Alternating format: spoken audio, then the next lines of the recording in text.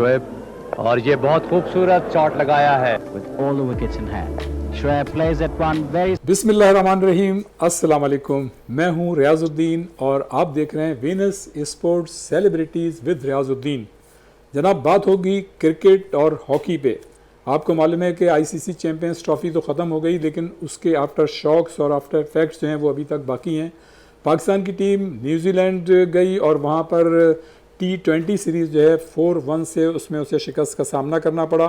No doubt, इसलिए कि पाकिस्तान की टीम के साथ नौजवान और नए खिलाड़ी थे।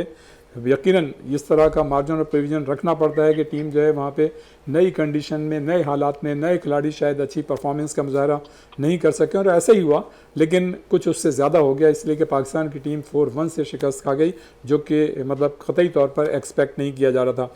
चलें, मतलब T20 सीरीज़ तो हो गई, लेकिन ODI सीरीज़ उसमें मतलब ये तवक्को कायम की जा रही थी कि पाकिस्तान की टीम जो है अच्छी परफॉर्मेंस पेश करेगी, लेकिन उसके बावजूद पाकिस्तान ने अच्छी परफॉर्मेंस का मुजाहरा नहीं किया। जबकि जो न्यूजीलैंड की टीम है उसके 7 रेगुलर खिलाड़ी जो हैं वो इस वक्त इस टीम में न्यूजीलैंड की शामिल नहीं थे, और आप ये कह सकते हैं कि न्यूजीलैंड की टीम जो थी वो कमोबेश एक जूनियर मतलब टीम थी या बी टीम थी। बहरहाल ये परफॉर्मेंस है पाकिस्तान की, और आईसीसी चैम्पियंस ट्रॉफी से लेके अभी तक पाकिस्तान की टीम जो है कमोबेश 7 या 6 या 7 मैचेस जो है हार चुकी है। ये बड़ी अलार्मिंग सिचुएशन है पाकिस्तान की टीम के साथ। क्या ऐसी बात हो गई? क्या हमारा मतलब एनर्जी लेवल कम हो गया है? क्या हम साइकोलॉजिकल बिल्कुल मजबूर हो गए हैं? वो हमारे पास एक्सपर्टीज़ नहीं है, या टेक्निकली हम वीक हो गए हैं, और हमारा थिंक टैंक जो है वो क्या कर रहा है? बहुत सारे सवालात हैं। बहरहाल इसी के साथ आप देखें कि PSL जो है वो शुरू हो रही है, और इससे कबल जितनी भी PSL हैं वो कामयाबी के साथ पाकिस्तान में उसका इनेकाद होता रहा है, और इससे एक बड़ा सॉफ्ट इमेज आपका दुनिया भर में गया है, और एक बेहतरीन ब्रांड बन के मतलब सामने आया है। तो इसमें तो कोई शक नहीं है, और PSL जो है वो तकरीबन कमोबेश उसका स्टेज तैयार है, और ये जो है शुरू हुआ चाहती है। और उसके साथ साथ हमने ये भी देखा कि मोहसिन नकवी साहब जो हैं वो एशियन क्रिकेट काउंसिल के जो है चेयरमैन बन गए हैं, और इससे कबल जो थे श्रीलंकन क्रिकेट बोर्ड के शिम्मी सिल्वा जो थे वो एशियन क्रिकेट काउंसिल के चेयरमैन थे, और उनकी जगह उन्होंने ये मनसब संभाला है। और इसके साथ ही जो है T20 एशिया कप जो इंडिया को अलॉट हुआ था उसके मुतालिक ये सुनने में आ रहा है, बल्कि ये तकरीबन कमोबेश यकीनी ये बात कि वो Asia cup T20 Asia cup जो है वो दुबई में मुनक्किद होगा। तो यकीनन मोहसिन नकवी साहब को ये जो एशिया कप है उसको भी देखना पड़ेगा। बहरहाल दूसरी तरफ आप ये देखें कि जूनियर हमारी हॉकी टीम जो है वो वर्ल्ड कप जूनियर जो वर्ल्ड कप हो रहा है जूनियर, उसके लिए क्वालिफाई कर गई थी, और उसकी तैयारियां जो है वो कर रही है। पिछले दिनों जो है पाकिस्तान में जर्मनी की जूनियर हॉकी टीम आई थी, उससे हमारी टीम ने सीरीज़ खेली थी, गो के उसमें परफॉर्मेंस अच्छी नहीं थी, लेकिन जब आप बाहर की टीमों के खिलाफ खेलते हैं तो थोड़ा बहुत एक्सपीरियंस जो है आप ज़रूर हासिल करते हैं। बाकी ये कि ओमान की टीम जो है इस वक्त यकीनन पाकिस्तान में सीरीज़ खेलने के लिए तैयार है जूनियर टीम से।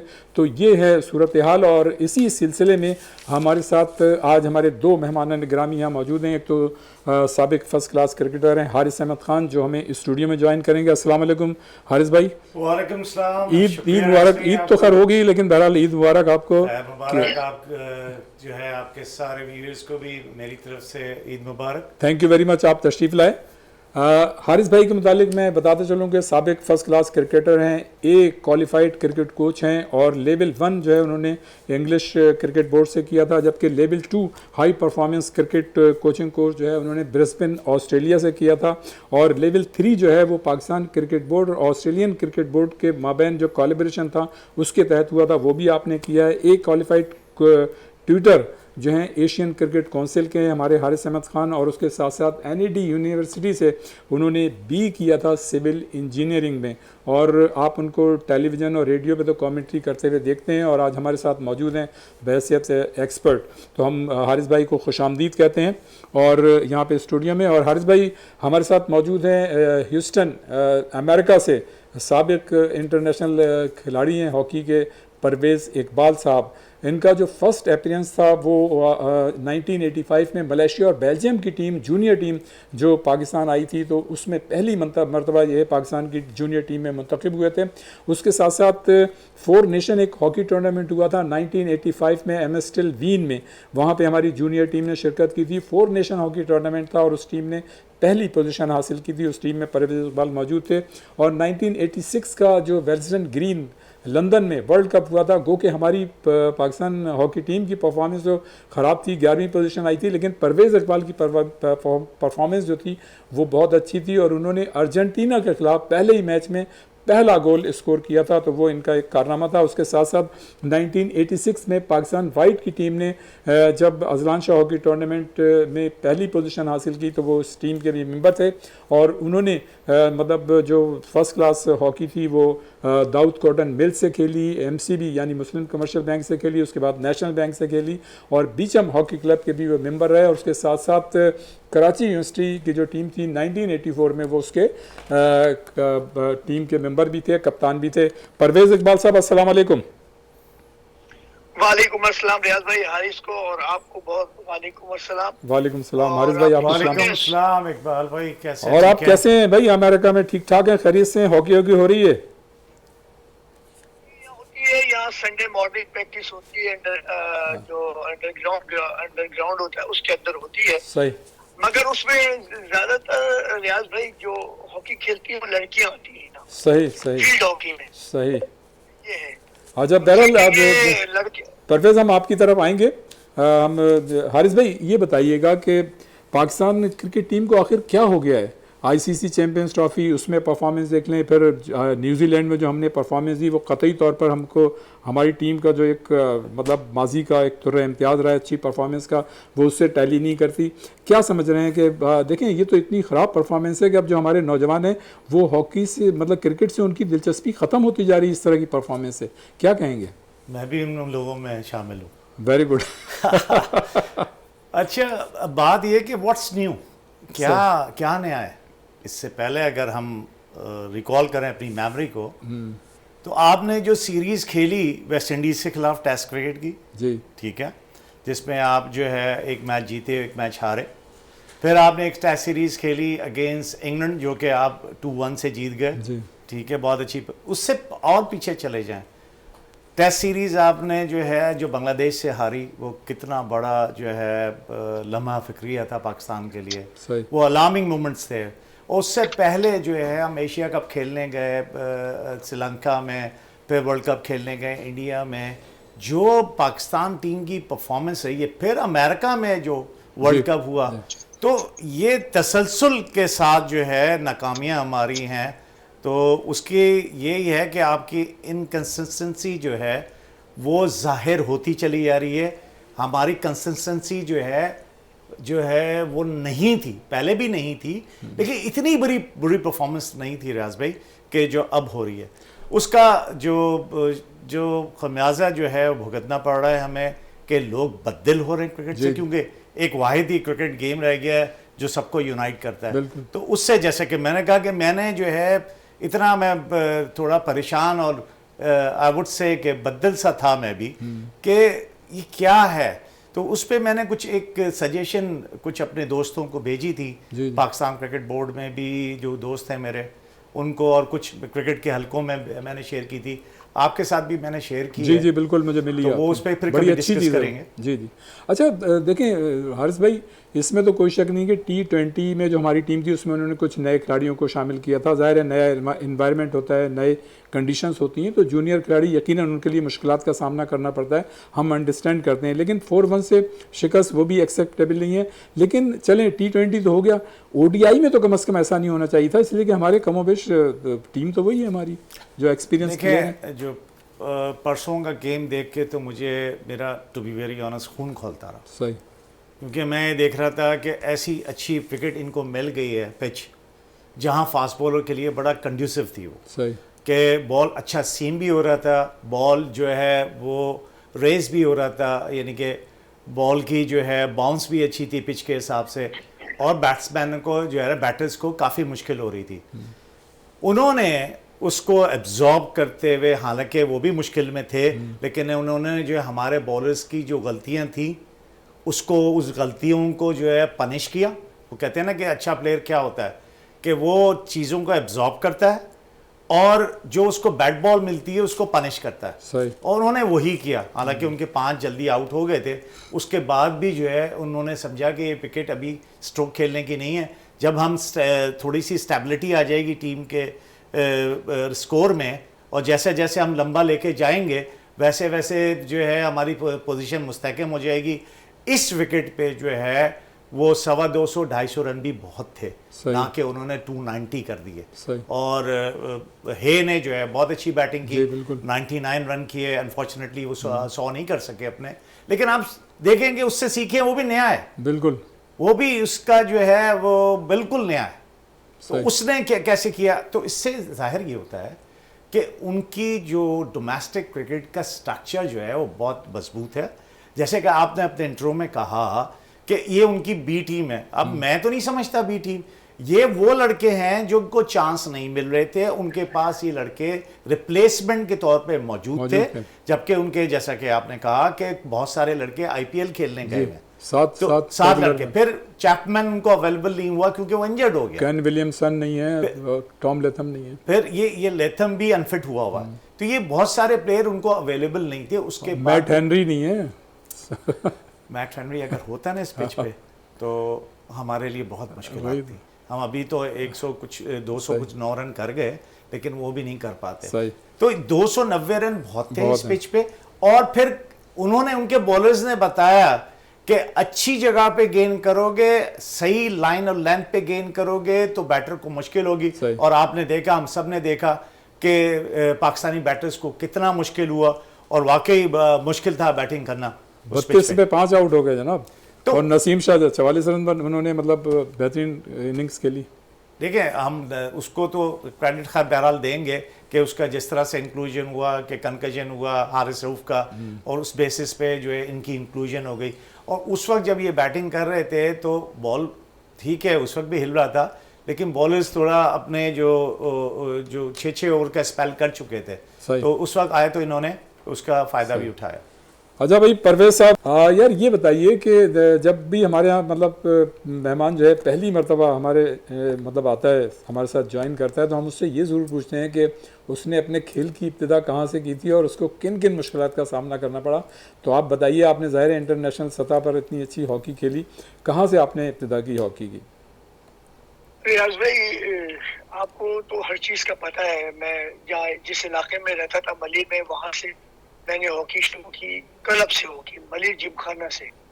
और सबसे बड़ा सपोर्टर मेरे वालिद साहब थे जो मेरे साथ लगे रहते थे। वो आप भी जानते कि हर टूर्नामेंट में, कराची में हो, हैदराबाद में हो, हर टूर्नामेंट में मेरे साथ होते थे वो। और मुझे जो हॉकी जो एक्चुअल सिखाई है वो कराची यंग्स में सेंटर हाफ खेलते थे अनवारुल हसन साहब, वो उन्होंने आके हॉकी सिखाई हम लोगों को। मलिर में जितने लड़के हम लोग खेलते थे क्लब हॉकी से खेलने के बाद डिस्ट्रिक्ट खेली, डिस्ट्रिक्ट के बाद कराची खेली, कराची के बाद पाकिस्तान जूनियर खेली, पाकिस्तान जूनियर के बाद पाकिस्तान वाइट खेली, फिर पाकिस्तान सीनियर में नंबर आया। उस इसी दरमियान में कराची यूनिवर्सिटी खेली, कराची यूनिवर्सिटी के कप्तान रहे। मकसद कि ये आपके सामने हुआ है सारा चीज। मेरा बचपन, मेरी जवानी सब आपके सामने रियाज भाई ये हुआ। जी बिल्कुल। जितने ठीक है, एमसीबी में मेरा अपॉइंटमेंट खुर्शीद थे हमारे राइट आउट, वो भी कप्तान थे एमसीबी के। जब उन्होंने मुझे क्लब से खेलते हुए देखा तो उन्होंने मुझे फौरन कहा कि भाई परवेज आप बैंक से खेल सकते हैं। तो आपको रियाज भाई ताजिब हो गए 500 रुपए महीने पे एमसीबी में मैंने ज्वाइन किया था पहला डिपार्टमेंट, जो 500 रुपए महीना। उस वक्त यही सूरत हाल थी। हाँ, उस वक्त जो हॉकी थी वो इतनी हॉकी खेली जाती थी कि मैं आपको बता नहीं सकता। अच्छा ये परवेज ये बताइए कि आपने जितनी भी हॉकी खेली, आप अपने इस इंटरनेशनल कैरियर से हॉकी से मुतमईन हैं या समझते हैं कि और ज़्यादा मतलब आप आगे जा सकते थे? मैं ओलंपिक भी उस कैंप में था, जो ओलंपिक का कैंप लाहौर में लगा था, और उसके कोच कर्नल मुदस्सिर अफजल साहब थे और जनाब ब्रिगेडियर आतिफ साहब उसके मैनेजर थे। तो वो जो 88 को ओलंपिक था, 87 में कैंप लगा हुआ था, तो वसीम इंजर्ड हो गया था। वसीम ने मना कर दिया था कि मैं इंजर्ड नहीं खेलूंगा। तो मुझे याद है, मुझे मुद्दसिर अफजल साहब ने आके बताया था कि भाई वसीम इंजर्ड है और नेक्स्ट सेकंड नंबर पे मैं था। तो उन्होंने कहा आप चाहोगे टीम के साथ ओलंपिक खेले? तो मैंने कहा अल्लाह मालिक के साथ देखते। मगर सुबह उन्होंने जो टीम अनाउंस हुई 15 लोगों की हुई, 16 की नहीं हुई। फिर बाद में शायद वो खालिद हमीद को उन्होंने बुलवा लिया था। चलें, it is part of game. Parvez Iqbal, ये तो मतलब ज़िंदगी में इस तरह की चीज़ें होती रहती हैं, लेकिन ये कि अल्लाह ताला ऐसे बंदों को पसंद करता है जो हर हाल में खुश रहते हैं और मतलब एक उसका शुक्र अदा करते हैं। तो अल्लाह ताला ने अगर आप ओलंपियन नहीं बन सके तो मतलब बहुत सारी चीज़ों में जो है आप दूसरे लोगों से बेहतर हैं। हम आपके पास अभी आएंगे, आप हमारे साथ मौजूद रहिएगा। हारिस भाई, इसमें तो कोई शक नहीं है कि हम मतलब अपनी पाकिस्तान क्रिकेट टीम की तरफ भी आएंगे, लेकिन पीएसएल के हवाले से मैं कहूँगा कि पीएसएल जो है वो एक अच्छा बेहतरीन ब्रांड बन चुका है दुनिया का, और एक उसका दुनिया भर में एक सॉफ्ट इमेज गया है, इसलिए कि दुनिया भर की मुख्तलिफ़ क्रिकेट टीमों के खिलाड़ी यहाँ पर पाकिस्तान आ रहे हैं। ये ज़रूर है कि आईपीएल, चूँकि ये जो आईपीएल इस दफ़े हो रहा है, पीएसएल और आईपीएल की डेट्स कमोवेश एक हैं, तो बहुत से ऐसे खिलाड़ी जिनको यहाँ आना चाहिए था नहीं आ रहे। लेकिन पीएसएल अपनी जगह जो है, आप समझते हैं कि जो हम समझते थे कि पीएसएल हमारी क्रिकेट की कामयाबी में और क्रिकेट के फ़रोग में नौजवानों को आगे लाने में अहम किरदार अदा किया करेगा, तो ऐसा हुआ है? पीएसएल से फ़ायदा हुआ है? जी बिल्कुल, यकीनन हुआ है। और पाकिस्तान, जैसे आपने बिल्कुल सही बात की कि पाकिस्तान का जो एक सॉफ्ट इमेज जो है पीएसएल के तौर पे एक आया है। फिर आप ये देखेंगे 10वां सीज़न है गालिबन पीएसएल का, और इससे जो है पाकिस्तान में क्रिकेट जो है, पहले इंटरनेशनल क्रिकेट नहीं हो रही थी, ऑब्वियस रीज़न की वजह से सबको पता है। और पीएसएल का इस पार्ट में जो पाकिस्तान में इंटरनेशनल क्रिकेटर्स आना, क्रिकेट को दोबारा से रिवाइव करना पाकिस्तान में, तो ये बड़ी अच्छी काविश थी पाकिस्तान क्रिकेट बोर्ड की और फ्रेंचाइज की। लाजमी बात है कि उन्होंने प्लेयर्स इनवाइट किए और अपनी टीमें बनाई। तो नो डाउट कि ये पाकिस्तान का बहुत अच्छा जो है सॉफ्ट इमेज है। और उससे ये एक चीज़ और भी है कि जो पाकिस्तान में जो यंगस्टर हैं उनको भी एक प्लेटफॉर्म प्रोवाइड होता है अपने आप को, अपनी परफॉर्मेंस को उजागर करने के लिए, दूसरों के सामने आने के लिए कि जनाब मैं भी मौजूद हूँ और मैं भी इस किस्म का प्लेयर हूँ, मुझे भी देखा जाए, मुझे भी कंसिडर किया जाए। लेकिन अनफॉर्चुनेटली पीएसएल की परफॉर्मेंस पे आप पाकिस्तान टीम में ले लेकिन T20 में ले, सही, आप ओडीआई की क्रिकेट और जो टेस्ट क्रिकेट मतलब जो फॉर्मेट है उसी में लें, तो उसकी बेसिस पे लॉन्गर वर्जन की क्रिकेट में ना कंसिडर करें। और मैं तो हमेशा से इस बात का एडवोकेट रहा हूँ कि आप लॉन्गर वर्जन क्रिकेट को ज़्यादा प्रेफर करें। और यहाँ पर वक्त हुआ ब्रेक का। अमेरिका ह्यूस्टन से हमारे साथ मौजूद हैं इंटरनेशनल साबिक हॉकी खिलाड़ी परवेज़ इकबाल, और हमारे साथ स्टूडियो में मौजूद हैं हारिस अहमद खान, साबिक फर्स्ट क्लास क्रिकेट खिलाड़ी। तो एक ब्रेक, और ब्रेक के बाद फ़ौरन वापस आते हैं।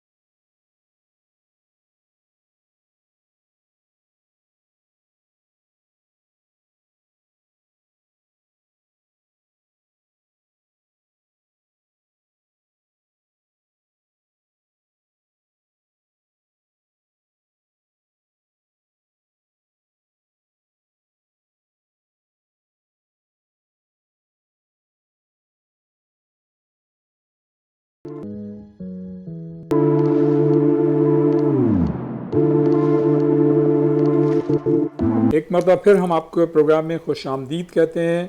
हमारे साथ, जैसा कि मैंने पहले बताया, कि हमारे साथ मौजूद हैं साबिक फर्स्ट क्लास क्रिकेट खिलाड़ी और क्वालिफाइड कोच हारिस अहमद खान, और ह्यूस्टन अमेरिका से मौजूद हैं साबिक इंटरनेशनल हॉकी खिलाड़ी परवेज़ इकबाल।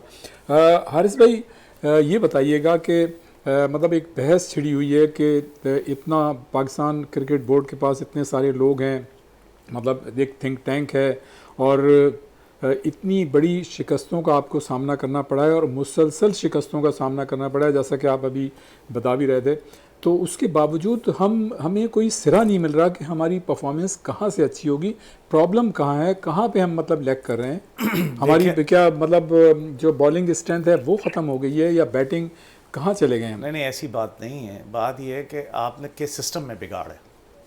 आप सिस्टम जो है आपका अच्छा खासा चल रहा था, जिसमें डिपार्टमेंट एंड एसोसिएशन खेलते थे, डिपार्टमेंट से भी लड़के बहुत अच्छी क्रिकेट खेलते थे और डिपार्टमेंट क्वालिटी क्रिकेट आपको देता था। और उसके बाद जब डिपार्टमेंट की क्रिकेट हो जाती थी तो फिर एसोसिएशन की क्रिकेट शुरू होती थी, यानी कि सिटीज़ की। जी बिल्कुल। तो सिटीज़ के दरमियान होता था, लेकिन अनफॉर्चुनेटली आपने देखा पिछले 3 साल में कितने सारे चेयरमैन चेंज हुए। फिर उन चेयरमैन की चाहे हर आदमी अपनी पॉलिसी लेके आता है, नई अपनी सोच, कोचेस चेंज हो गए, कोचेस चेंज होते रहे, कप्तान चेंज हो रहे थे, और सरफराज के बाद जो है ये तबाही आई फिर जब हटाया। तो जो कंसिस्टेंसी किसी चीज़ में नहीं है। आप हम परफॉर्मेंस को रो रहे हैं ना, तो आपके इस चीज़ में जब किसी चीज़ में जो है कंसिस्टेंसी नहीं होगी तो वो आप फ्रूटफुल रिजल्ट्स नहीं दे सकते। और इस पे भी काफ़ी सारी बात हुई है कि सबसे ज़्यादा जो हमें तवज्जो देनी है अपनी डोमेस्टिक क्रिकेट पे देनी है। रियाज भाई, मुझे अच्छी तरह याद है कि मैं अपनी जो डोमेस्टिक की अगर मैं बात करता हूँ तो निचले लेवल की क्रिकेट की बात करता हूँ, जो ग्रास रूट की लेवल्स है, जो इसमें कलर हो गए, स्कूल हो गए, स्कूल क्रिकेट हो गई, क्लब क्रिकेट हो गई, फिर कॉलेज क्रिकेट है। मुझे अच्छी तरह याद है मैं अपने बोर्ड की टीम की तरफ से खेलने गया था, तो वहाँ 3 डे मैच होते थे। इंटरवर्सिटी के मैंने मैच खेले एनईडी की तरफ से, 3 डे मैच होते थे। तो आपने वो जो बेसिक चीज़ थी लड़के का स्किल को चेक करना कि 3 दिन में अगर बैटर है वो उसमें खड़े रहने की सलाहियत है, उसमें पेशेंस है, उसकी टेक्निक सही है, उसकी टैक्टिक्स सही है, उसका जो है मेंटल टफनेस है सिचुएशन को एब्जॉर्ब करने की, और उसका लाइफस्टाइल क्या है। ये 5 इंग्रेडिएंट्स हैं किसी भी जो है स्पोर्ट्स के लिए आपको चाहिए होते हैं। ये की पॉइंट्स हैं किसी भी स्पोर्ट्स मैन या वुमन के लिए। तो क्या आपने इस चीज़ को मद्देनज़र रखा? नहीं रखा। होता क्या है कि मैं पिछले 25 साल से, जब से मैं रिटायर हुआ हूँ, ये बात मैं इस बात का एडवोकेट कर रहा हूँ, काफ़ी शोर भी मैंने किया है कि देखें, जो भी चेयरमैन आए हमें इससे वो नहीं है। चेयरमैन का एक विजन होता है। किसी भी अगर डिपार्टमेंट का हेड आता है तो उसका एक विजन होता है। बिल्कुल। तो वो अपने विजन के साथ लाइक माइंडेड लोग भी लाता है जो कि मेरिट पे होते हैं। और मेरिट पे जब लोग आएंगे तो वो जो चेयरमैन है वो अपने विजन के हिसाब से उन लोगों को उस स्पेसिफाइड फील्ड के लिए, वो कहते हैं ना कि right man for the right job, तो उसके लिए उनको वो जॉब देगा और उनको एक टाइम फ्रेम देगा कि भाई ये तुम्हारा ये टेन्योर इतने अरसे के लिए है। फिर आपकी परफॉर्मेंस को चेक किया जाएगा, एवोल्यूशन उनकी जो है, आप जो है उनकी परफॉर्मेंस को, उनकी जो भी कारकर्दगी होगी उसको असेस किया जाएगा। तो मेरे हिसाब से अगर मैं हूँ जगह, तो हर क्वार्टरली, हर 3 महीने बाद मैं इन सबको असेस करूँ कि जो मैंने इनको अपने विजन के हिसाब से टास्क दिया था या जॉब दी थी वो ये कहाँ तक पहुँचे। तो फिर उनको मैं असेसमेंट होती रहे और मेरे पास ऐसा स्टाफ भी मौजूद हो जो कि ऑनेस्ट हो और अपनी फील्ड का माहिर हो, और मुझे वो फीडबैक देता रहे बीइंग ए चेयरमैन कि ये लोग कैसा काम कर रहे हैं, सही कर रहे हैं, नहीं कर रहे। एंड ऑफ द डे जब साल ख़त्म हो रहा हो, 4th क्वार्टर शुरू हो रहा हो या 4th क्वार्टर इख्तिताम हो रहा हो, तो मैं उनकी परफॉर्मेंस को असेस कर सकूं जिसको मैंने टास्क दिया था। अगर वो 80% तक भी हैं जो हमारे यहाँ नहीं है, वही तो उसका ही तो रो रहा हूँ मैं जो आपसे बात कर रहा हूँ, और क्या हो रही है बात बिल्कुल। कर रहा हूँ। तो अगर ये नहीं है तो मैं उस प्लेयर को या उस शख्स को जिसको भी टास्क दिया गया था उसको बोलूँगा आपका शुक्रिया, फिर मैं नया आदमी तलाश करूँ। बिल्कुल है, सही। परवेज़ इकबाल साहब, परवेज़ इकबाल, आवाज़ आ रही है आपको?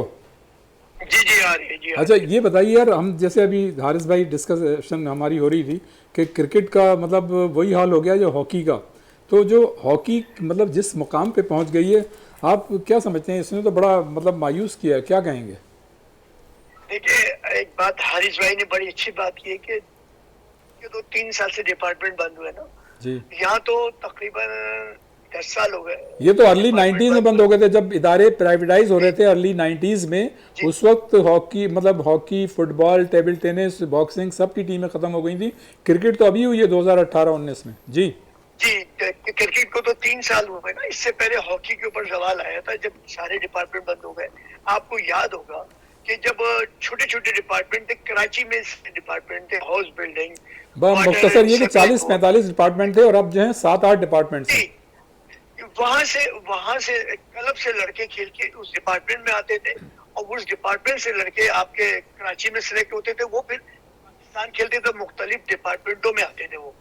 अब देखिए ना, मैं एमसीबी से खेला, एमसीबी से 5 साल खेलने के बाद मेरा अपॉइंटमेंट नेशनल बैंक में हो गया। सही। तो इसी तरह जितने लोग खेले में सब इसी तरह आए।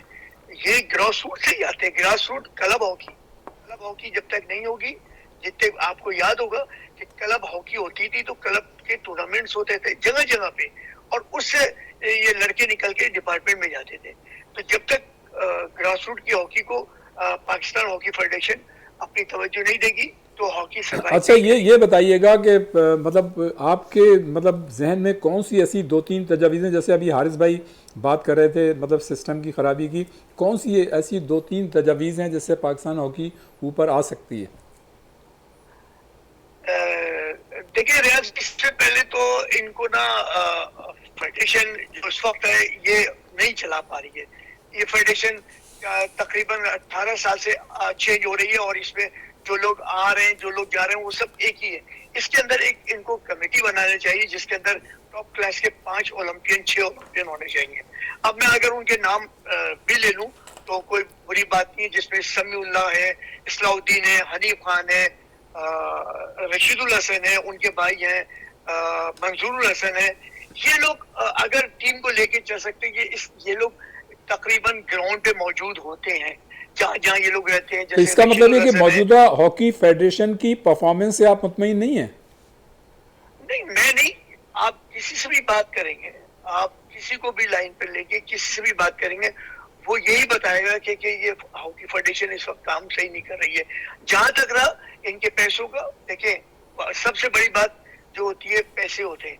पैसे कौन लाता है? पैसे लाता है सदा। नहीं, अभी देखें मौजूदा फेडरेशन ने जर्मनी की टीम को बुलाया था, फिर उसके बाद मस्कत ओमान की टीम आ रही है, यहाँ पे जूनियर वर्ल्ड कप की हमारी जूनियर टीम तैयारी कर रही है, तो कोशिशें तो कर रहे हैं वो। रियाज भाई बिल्कुल कोशिशें कर रहे हैं। ये पैसा भी सिंध गवर्नमेंट ने दिया है इनको।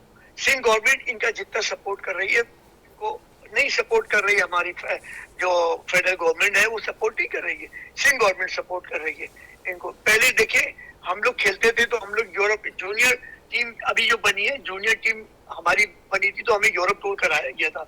यूरोप टूर में हम 4 मुल्कों में गए थे और वहाँ हमारे 4 नेशन हॉकी टूर्नामेंट होते थे जो हम वो जीते। उसके बाद वर्ल्ड कप फौरन 2 महीने बाद। बिल्कुल, आपका कहने का मतलब ये है कि जितना मतलब टीम को एक्सपोजर देंगे उसकी एक्सपर्टीज में इजाफा होगा। जी परवेज, हम आपकी तरफ आते हैं, यहाँ पे मौजूद हैं हमारे हारिस अहमद खान साहब। हारिस भाई ये बताइए कि जो परफॉर्मेंस, जैसा कि आप अभी जिक्र कर रहे थे, ये जो परफॉर्मेंस है ये तो बड़ी अलार्मिंग है, और मतलब इस तरह की परफॉर्मेंस से लग ऐसा रहा है कि हम आइंदा जो है ICC के तहत जो टूर्नामेंट्स होते हैं उसके क्वालिफाइंग राउंड्स खेलेंगे।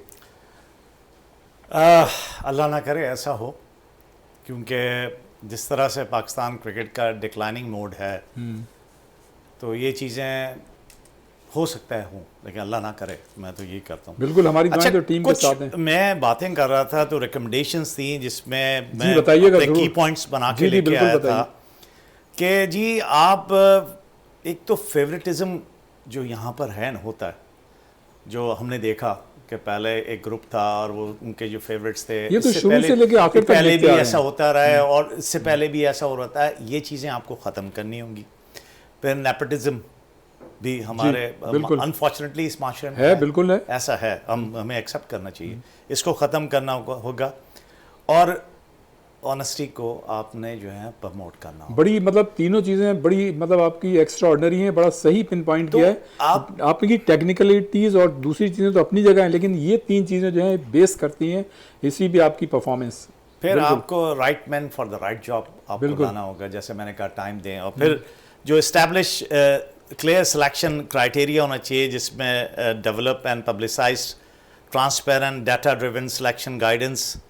फिर उसके बाद जनाब इंडिपेंडेंट सिलेक्शन कमेटी हो, सही, form a committee comprising impartial expert free from conflicts of interest, सही, regular performance reviews, conduct periodic assessment to ensure players and staff meet performance and standards.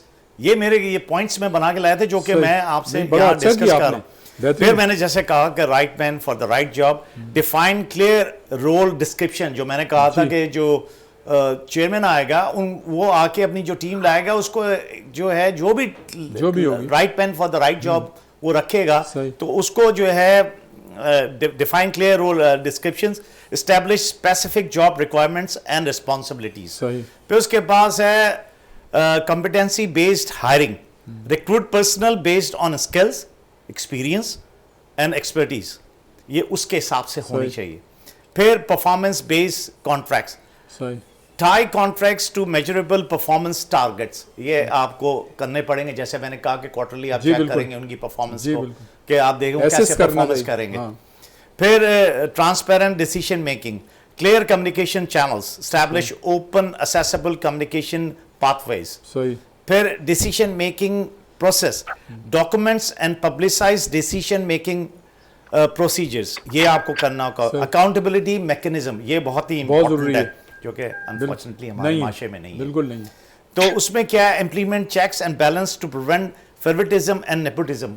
वही मैंने कहा ना कि क्वार्टरली जब आप चेक करेंगे उन्हें कि भाई क्या परफॉर्मेंस हो रही है, सही। किस तरह से कर रहे हैं, ये सही। कैसे परफॉर्मेंस कर रहे हैं, उनको गेज कैसे करेंगे, तो कोई देखने वाला है कि नहीं है। बिल्कुल, बिल्कुल। फिर उसके बाद जो है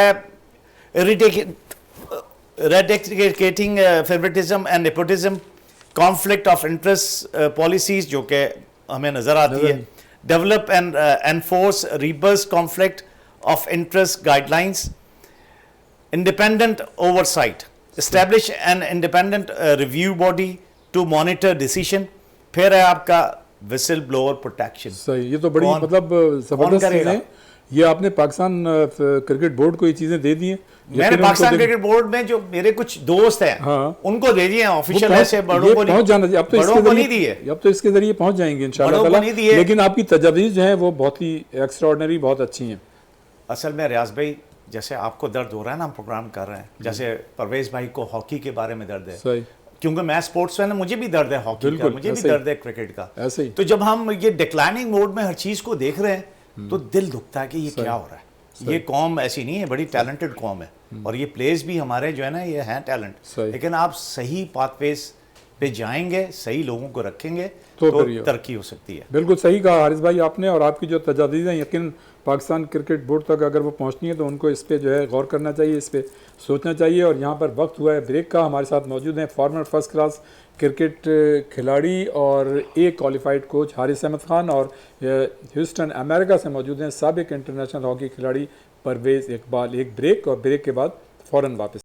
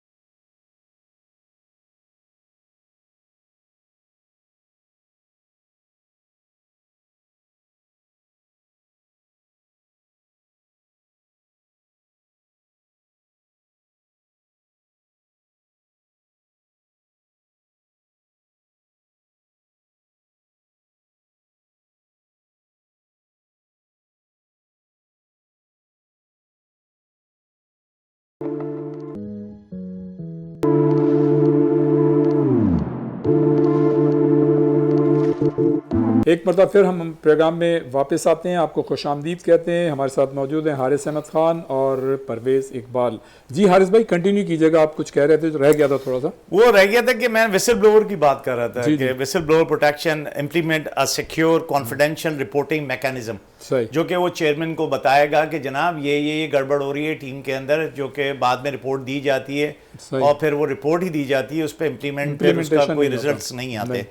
फिर बड़ी इंपॉर्टेंट चीज़ है कि इम्प्लीमेंटेशन ऑफ रोड मैप, आपका सही। रोड मैप फ्यूचर का क्या होगा? होगा, एक डिसाइड कर लें आप सही वेदर ये जो बोर्ड है ये रहता है या नहीं रहता है, एक रोड मैप बना लें। सही। ऐसे लोग रखें जो क्वालिफाइड लोग हों, जो जिनकी जो है जो integrity foresee कर पे सकते हैं, और उनका honesty vision पे हो कोई क्वेश्चन internationally। मार्क ना हो। सही। और आप रख लें उन्हें, उनसे बोलेंगे हमें बना के दें कि शॉर्ट टर्म जो है वो 6 महीने का होगा, जिसमें establish a task force to review current structure and propose revision sorry. Medium term 6 to 18 months का होगा। Implement revise selection criteria, hiring processes and decision making procedures. सही। नंबर 3 लॉन्ग टर्म, जो कि 18 महीने का होगा और प्लस 18 महीने से भी ज्यादा हो सकता है।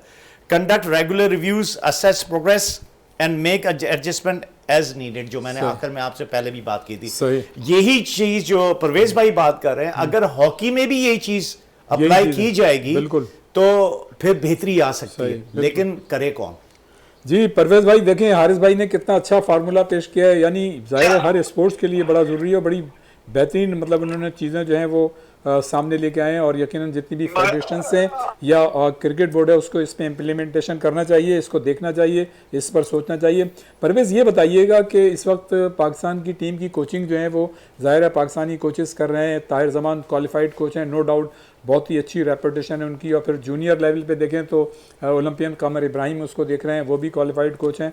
आप समझते हैं कि पाकिस्तानी कोचेस ही मतलब हमारी टीम की कोचेस करें या गैर मुल्की कोचेस आने चाहिए पाकिस्तान टीम को ट्रेनिंग के लिए देने के लिए? रियाज भाई, पहले तो मैं हारिस भाई ने जो चीजें बताई है मैंने सुनी है। जी जी। और आप यकीन माने कि यही चीज अगर ये उठा के इधर दे दें, हॉकी को दे दें, अपना इधर हो जाए, तो ये बहुत बेहतर होगा और बहुत अच्छा होगा मुस्तकबिल के लिए। मैं तो हारिस भाई से कहूँगा ये जो चीजें इन्होंने की हैं ये इनके यहाँ काम आएंगी, अमेरिका आ जाएंगी। ये तो अब आ गई ना, ये तो पाकिस्तानी अब कोच, पूरी दुनिया में जाएंगी।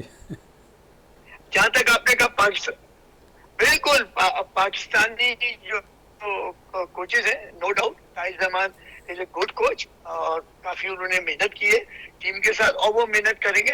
मेरे हिसाब से पाकिस्तान में पाकिस्तानी कोचेज कोई लगना चाहिए जो लोग सीनियर है। कमर इब्राहिम अच्छे कोच है, आपने कहा उसका कामरान का नाम लिया, वो भी बहुत अच्छे। कामरान अशरफ भी अच्छे कोच मकसद हैं। के देखिए, कामरान अशरफ भी बिल्कुल नो डाउट, इसमें कोई इसमें वो नहीं है। देखिए बात ये कि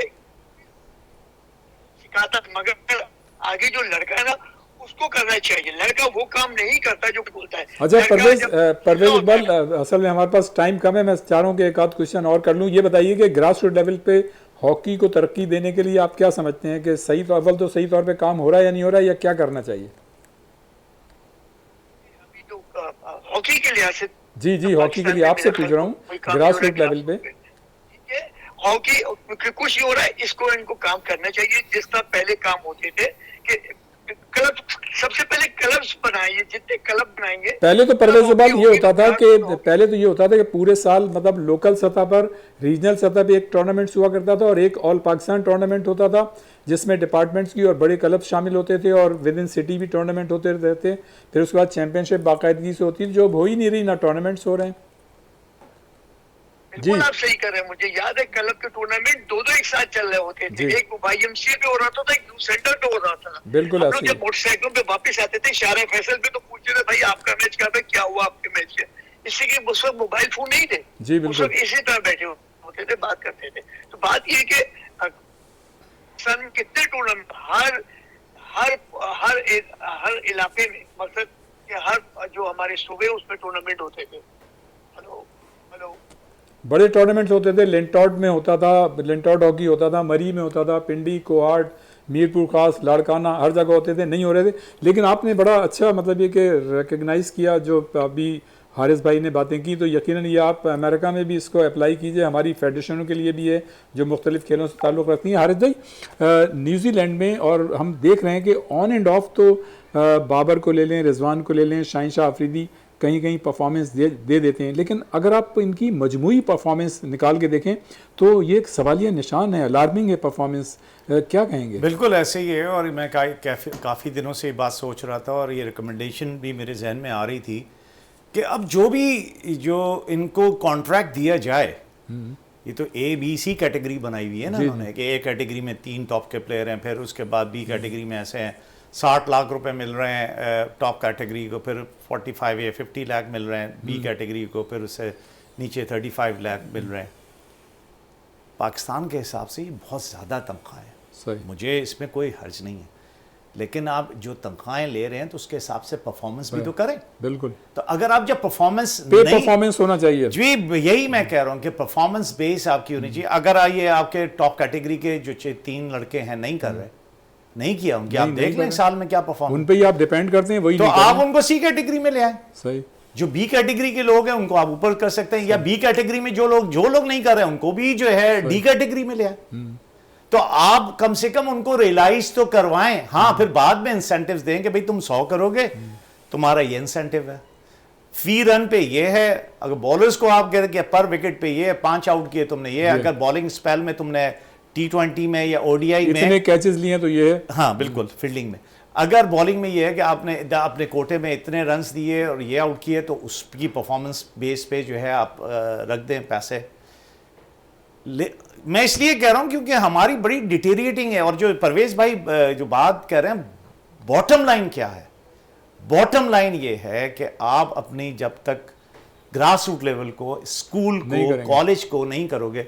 मुझे याद है हॉकी में एक बड़ा मशहूर स्कूल होता था, हबीब पब्लिक स्कूल। कितनी जबरदस्त हॉकी की टीम होती थी, बहुत सारे प्लेयर्स वहां से निकले, देखें सोहेल अब्बास को देख लें, और मतलब बहुत अच्छे प्लेयर, कमर इब्राहिम है, और फिर ये जो स्कूल ने निकाले, फिर कॉलेज ने निकाले। मेरा NID में एडमिशन हुआ है ऑन स्पोर्ट्स बेसिस। मेरी जो है इतनी अच्छी परसेंट थी, मेरे ख्याल से 67% थी मेरी, लेकिन मेरा जो है मेरिट बेस पे नहीं हो सकता था।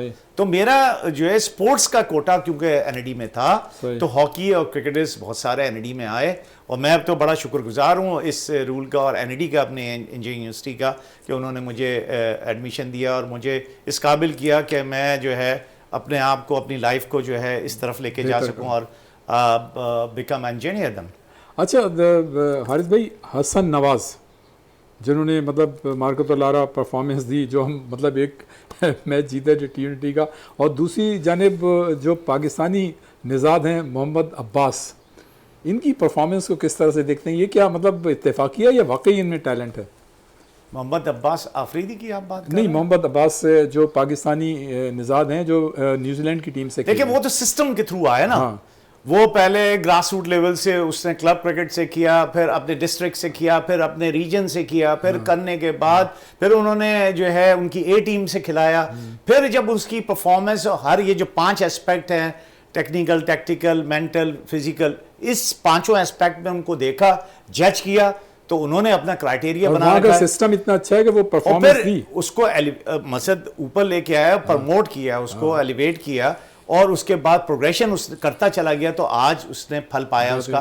तो यही चीज़ मैं चाह रहा हूँ जो हमारे पास होती थी, जैसे डिपार्टमेंट थे, कस्टम्स का डिपार्टमेंट, आप पता है कि हॉकी के प्लेयर कैसे होते थे, नेशनल बैंक की कैसी टीम होती थी, PIA की कैसी टीम होती थी।